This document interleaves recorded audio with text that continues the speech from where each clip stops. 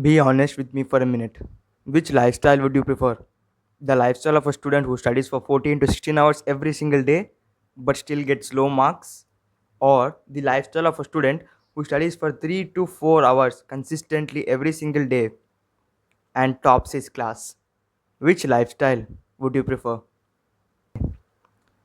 And in this video, I'll show you the laziest way to score more marks in the examination just by studying 3 to 4 hours every single day. I am Manvik and I help Indian students like you score more marks in the examination by studying less. Before we begin, if you are interested to know more about studying less and scoring more marks in the examination, click the link in the description. I think it will help you. Now let's go. First of all, I want to talk about what is the laziest way. What is the lazy way actually? The lazy way of studying means you are putting least amount of efforts which gives maximum results.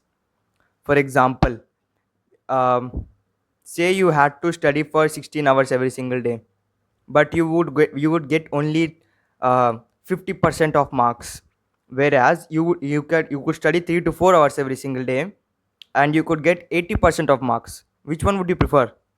The 3 to 4 hours one, right? Why? Because you are investing least amount of your time to get the most amount of the result. That is known as the laziest way of studying, and in this video I'll teach you exactly how to do that. Stick around. And moreover, in the lazy way, you will spend your time only on the essential tasks.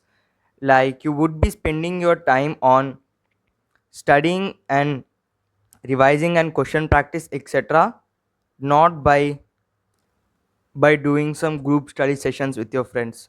Of course, this will help you very much. I mean, the group study session will help you very much, but that is secondary task. The primary task of a student is to study, revise, and test test his knowledge. And in general, when you spend less time on studying, you have more time on your life that you can do, that you can invest in your hobbies, your passion, you want to learn a skill, maybe you would do that. So in general, studying this way will actually reduce this amount of stress in your life. Most students nowadays are going through problems which are of adults: depression, stress, etc. Why? Because they are studying too much and they are not getting the results. If I was studying for 14 hours every single day and I was not scoring much marks in the examination, of course I'd be stressed, of course I'd be depressed. Why? Because you are giving your blood and soul for studying and still not getting the results. That's something that you will be depressed of. So in general, studying less will remove the stress in your life. So that was about what is the laziest way of studying, what is the lazy way. Now we'll get to the on how to study using the lazy way. First of all, as I said, in the laziest way of studying, you have to study less. And when I mean less, I don't want you to compromise on things which give maximum results. If you are investing your time on something that is not important but you feel like that is studying, that's not studying. Studying means getting knowledge, implementing that knowledge, and testing that knowledge. When you study knowledge or gain knowledge, you do it from in the form of lectures or in the form of your teachers, school teachers, etc. And when you implement that, you implement in the real everyday life, or you would give a test of the of that particular subject or so. This is known as putting your time in only essential things, and spending your essential tasks will have major impact on your marks. I've personally seen it as well. When you invest more of your time onto the essential tasks first, you would already get so much results. Like if your exam is coming up right now, what would you do? You would not study a new topic, you would study a revised topic, you would revise a topic, right? But your exam is not coming up, but you are not studying new topics. then that's also not good. So dividing essential tasks on something present now is not very good. Essential tasks keep changing time with time. Say if an exam is coming up, so at that moment the essential task might be to give mock test, give practice tests, or revising topics, not studying a new topic.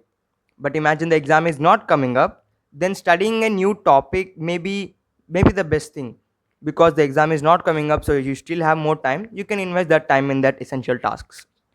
And when you also study less, you also build a ton of fuck amount of consistency. When I mean by consistency, say you are studying 16 hours every single day. Imagine this, okay? You're studying for 16 hours every single day. How many days would you be able to study for 16 hours every single day? Yeah, go on, answer the question. How many days would you be consistent for studying 16 hours every single day? Not much, right? Now, how many days would you be consistent by studying 3 to 4 hours every single day? Go on, tell me. How many days would you be consistent for studying 3 to 4 hours every single day? Or 5 to 6? Go on. Probably more, right? More than the 16 hours period of time. Why? Because when you study less, your brain doesn't make it as a task of very hard task. It takes it as like a light task compared to other day as well. Also, there is a question I get asked is that should you always be studying less? Should you not improve your increase your time? Of course not. You have to increase your time, but most people can't even study for 3 to 4 hours every single day. So giving them a timetable of 16 hours every single day is not very ideal. They'll not be very consistent and they'll be demotivated. So that's why starting with 3 to 4 hours every single day is the best approach in my way. And if you have been studying for 3 to 4 hours every single day for a month or so, then you can increase your time. Or even if you're weak, if you are comfortable, say you have more time to invest in your studies, then go on from 3 to 4 hours, go and try to do 5 to 6 hours without compromising the intensity. Intensity here means focusing on essential tasks only, not the random study tasks, etc. So say you have been studying for 3 to 4 hours every single day for a week or 2 weeks, then yes, of course you can increase the time to 5 to 6 hours if you have time. But most people can't even do this for a week. So that's why you need to start small. Even if 3 to 4 hours is very long, start with 1 to 2 hours. Our goal is not to study 16 hours every single day. Our goal is to perform better in the examination. The examiner will not ask you how many hours did you study in your examination. He will ask the subject related topics, and you only know this when you have studied. And to study you need to, and when you study you have to retain the information as well. When you study for 16 hours every single day, most of the time you will not retain that much information. Your brain will just forget.